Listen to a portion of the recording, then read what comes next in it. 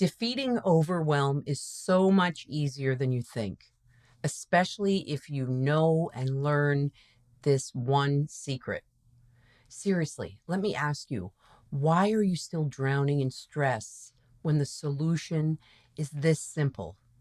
Could it be that you're overcomplicating something that's meant to be easy? Life can feel like you're juggling flaming chainsaws while riding a unicycle on a tightrope. And that could be on a good day. But here's the thing. What if the stress and chaos aren't the problem? What if you've just been missing a few simple things that could make it all manageable? Today, we're going to answer three huge questions. How can life feel less chaotic? Why is this easier than you think?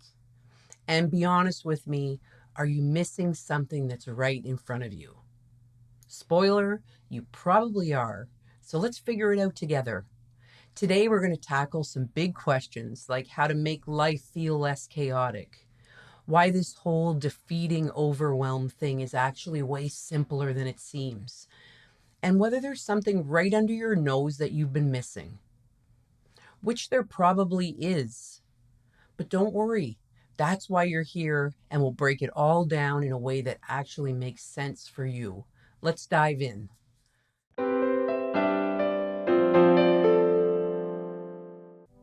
Defeating overwhelm may be much easier than you think, especially if you know this one secret. You've been told you need to hustle harder, do more, push through. But what if I told you there's a simpler way? One shift that can completely change how you handle stress, chaos, and that endless to-do list. Let's rewrite the story you've been telling yourself about overwhelm so you can start living the life you want. And so you can start enjoying the moments and the experiences that you have each and every day. But here's the truth. Overwhelm doesn't come from how much you have to do. It comes from how you approach it. I have seen people buried under the weight of their responsibilities turn things around in weeks by making this one shift. Imagine waking up without that pit in your stomach. Imagine feeling like you can actually breathe again. Hey, I've been there myself, trying to juggle work, family, financial loss, expectations from other people and other things while drowning in chaos. And the turning point for me came when I realized I was focusing on the wrong things. By shifting my mindset and making a simple adjustment, I stopped feeling like life was controlling me, and I started to take control of my life. And it's not just me. I've worked with countless others who thought they'd never escape the overwhelm, and now they have. And if they can do it, if I can do it, then so can you.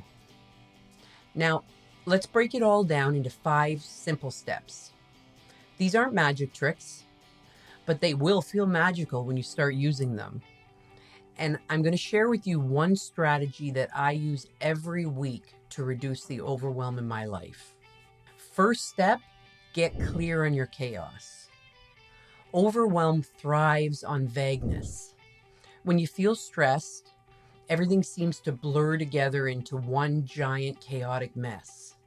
And the first step is to get specific.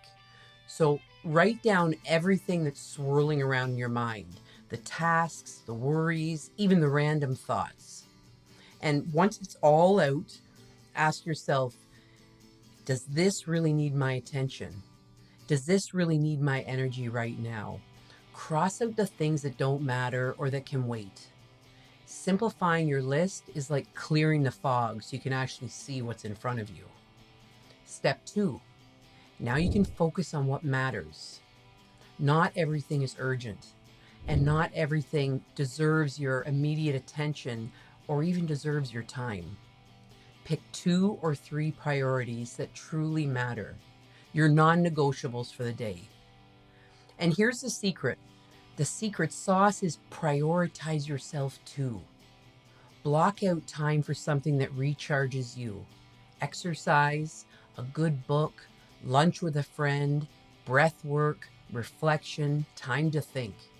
When you prioritize what's essential, you stop letting chaos call the shots.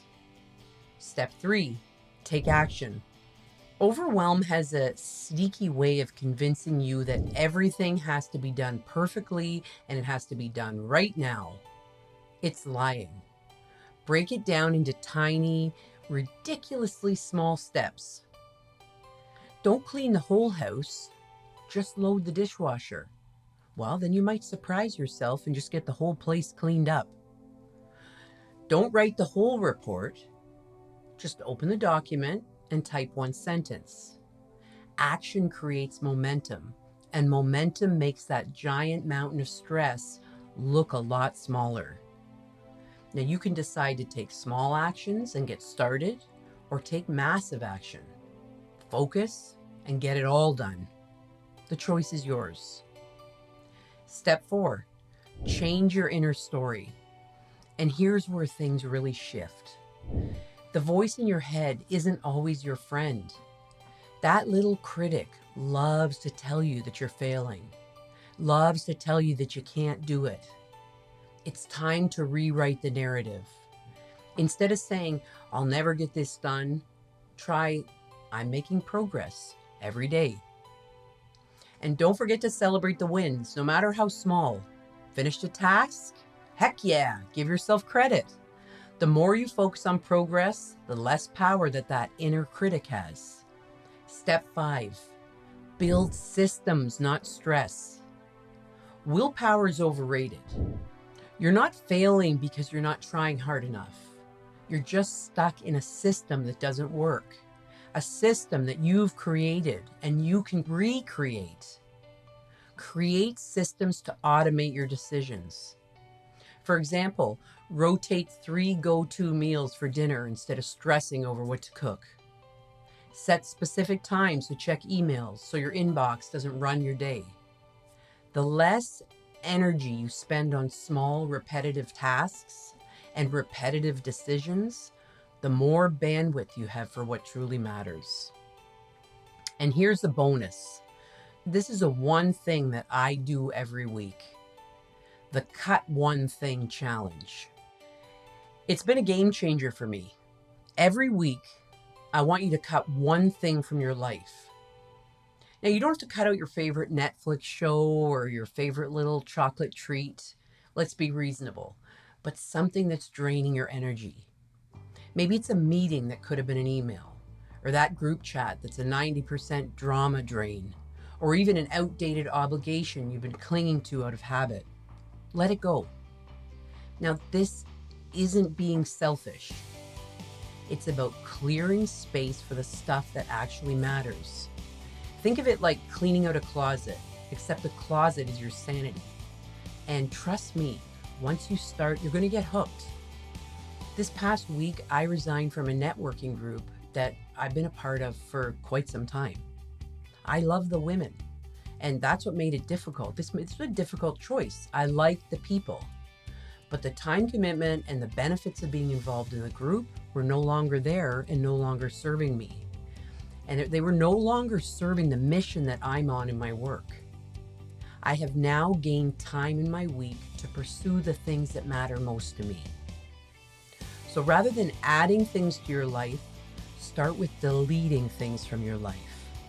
You will see how much lighter you feel, how much more room you have to breathe.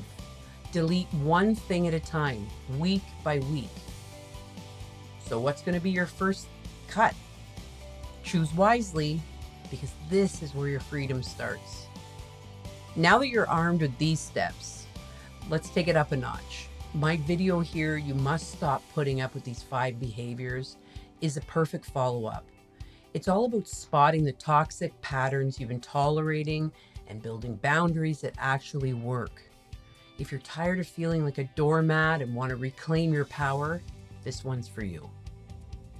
So, before you do anything else, click over, start watching. It's a great video.